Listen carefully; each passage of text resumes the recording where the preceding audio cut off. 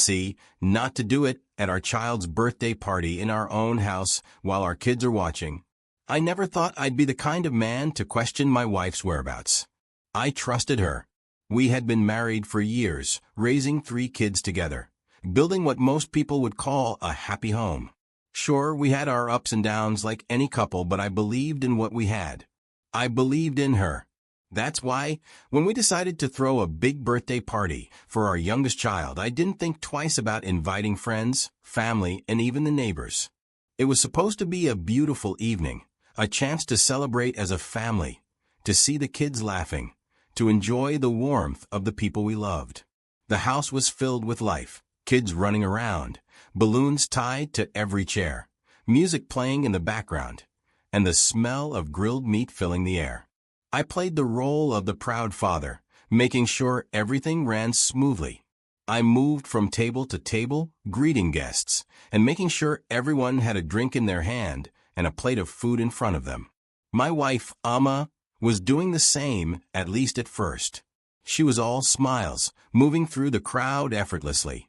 But as the evening wore on, I started to realize something. She kept disappearing. I'd glance around the yard, scanning through familiar faces, expecting to see her, but she wasn't there. Maybe she was inside checking on the food, I told myself. Maybe she was in the bathroom. Maybe she was just taking a moment for herself. I didn't think too much of it until it happened again. And again. One moment, she'd be right there, smiling, laughing, chatting with guests. The next, she was gone.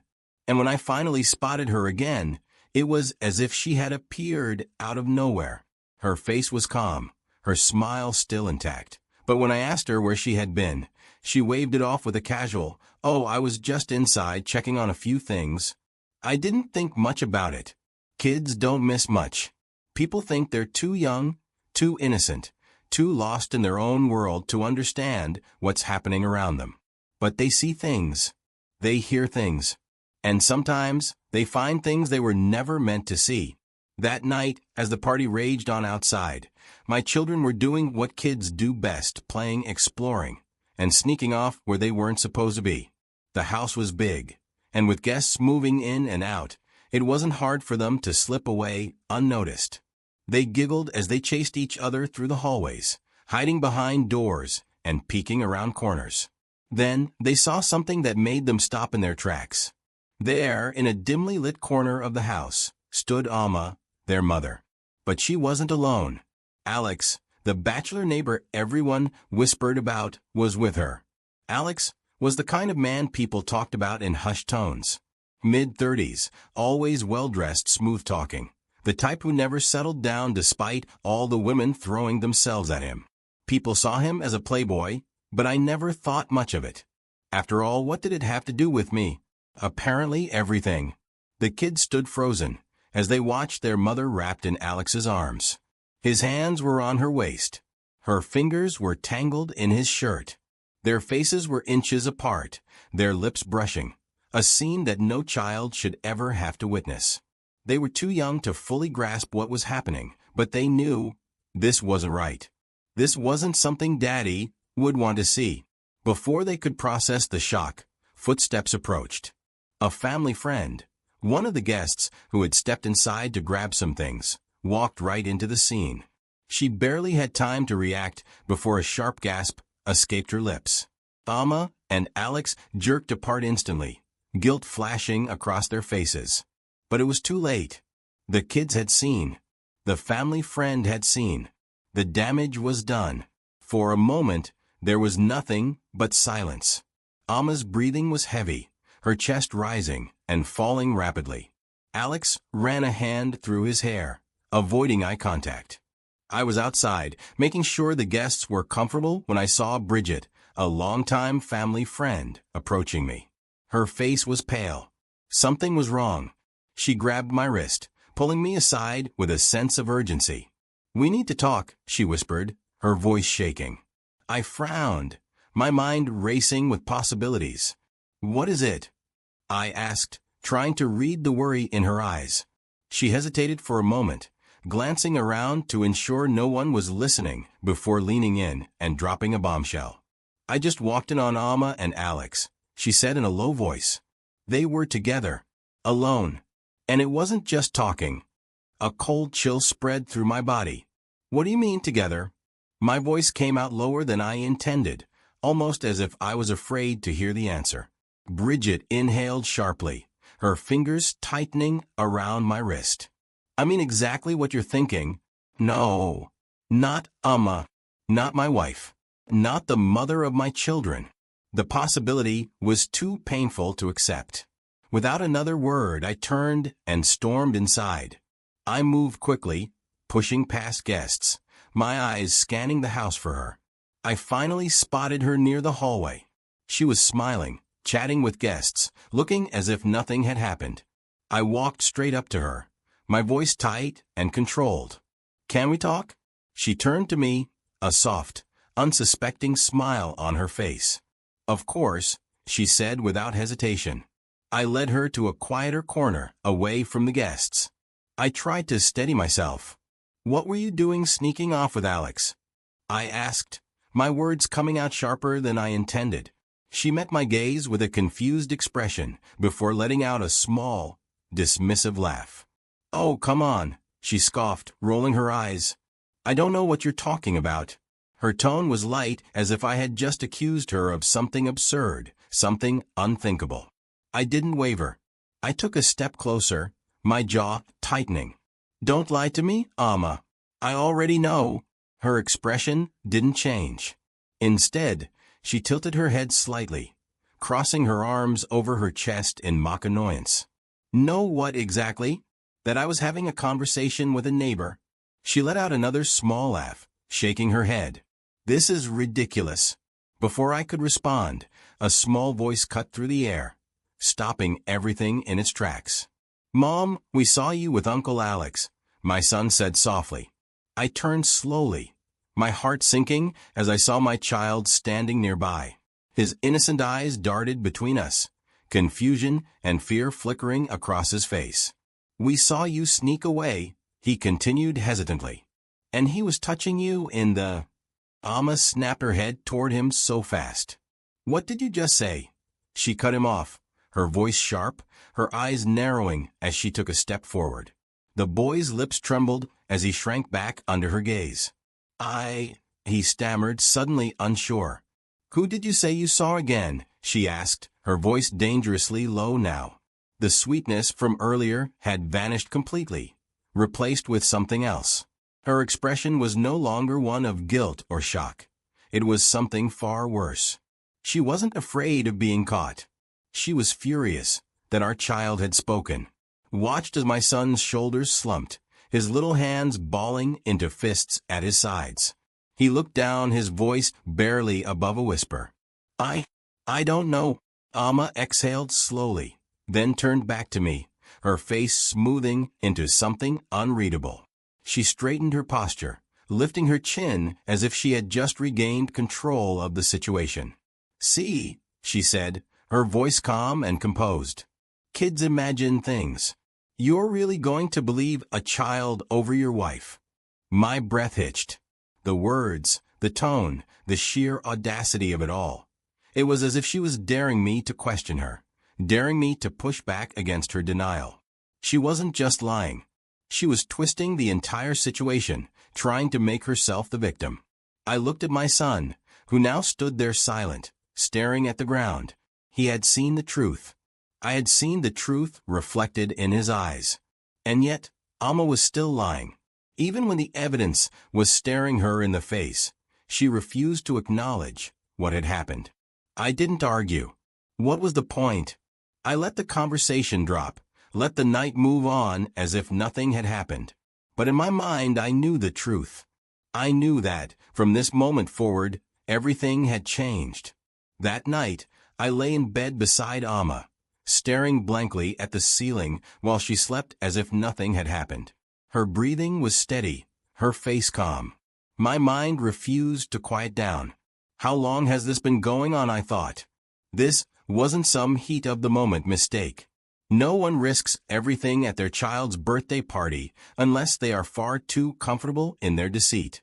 They had to have been doing this for a long time. The ease with which she denied it, The way she manipulated our child into silence. The way she twisted the situation to make herself the victim. It all pointed to a well-practiced pattern of lies. My stomach twisted with unease. Had I been a fool this whole time?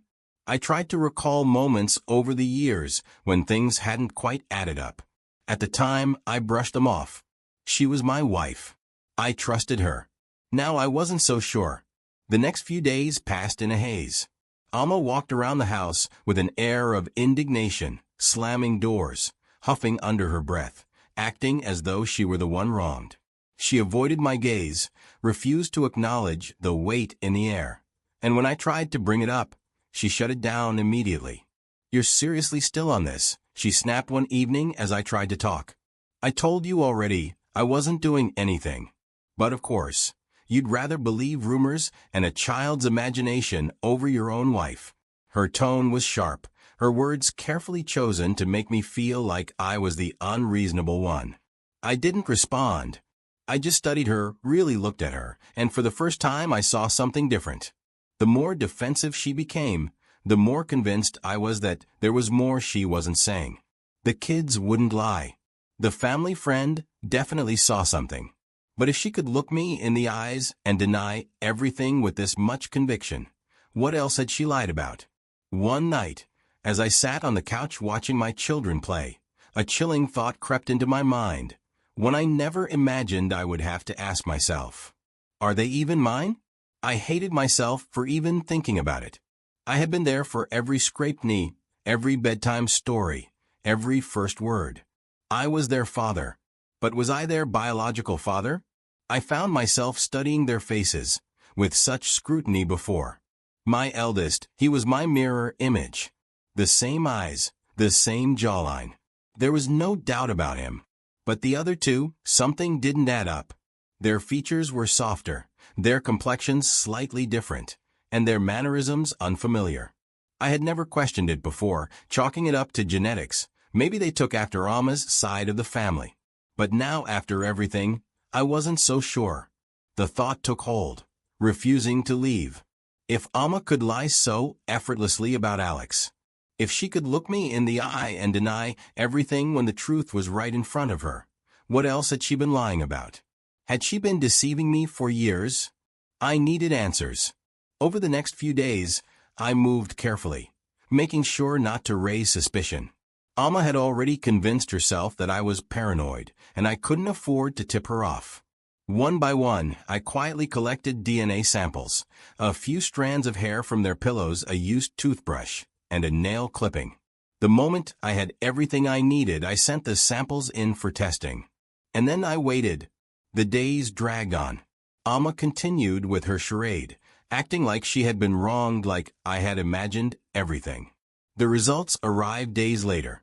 I pull out the document, my eyes scanning the words, desperate for something, anything. But as my gaze lands on the results, everything inside me stops. Only one of the 3 children is mine. 2 of my children are not mine. I try to breathe, but it feels like my lungs have forgotten how. This betrayal, it's deeper than I ever could have imagined. Alma didn't just cheat. She didn't just break our vows. She didn't just make a fool out of me in front of family and friends. She stole something from me. She made me believe I was a father to children who weren't mine. She let me love them, sacrifice for them, and protect them, while secretly knowing that another man's blood ran through their veins. How long had she known?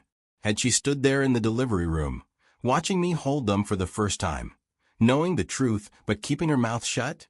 Had she smiled at me across the dinner table, knowing I was breaking my back for children who weren't mine? Had she ever, even once, felt guilt for what she did to me? There is nothing left to fight for. There is nothing left to save. And for the first time since this nightmare began, I know exactly what I have to do. I have to leave. He doesn't confront her. There's no point. What more could she say? Another lie? Another excuse? Another desperate attempt to twist the truth? No, he's done playing this game. The truth is clear.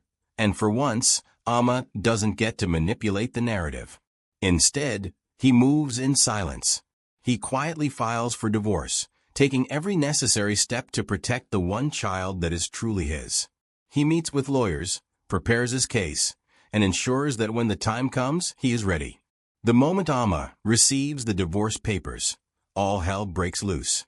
She erupts in rage, screaming, demanding answers, acting as though this is all coming out of nowhere.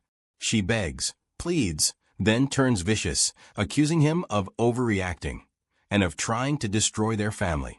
But her words fall on deaf ears. She refuses to sign at first, convinced that she can still find a way to regain control of the situation. But after a few days, her arrogance turns into defiance.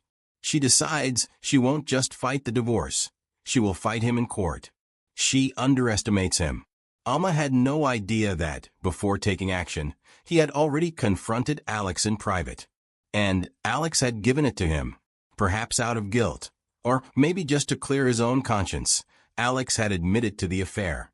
He even apologized, promising it wouldn't happen again. But words meant nothing.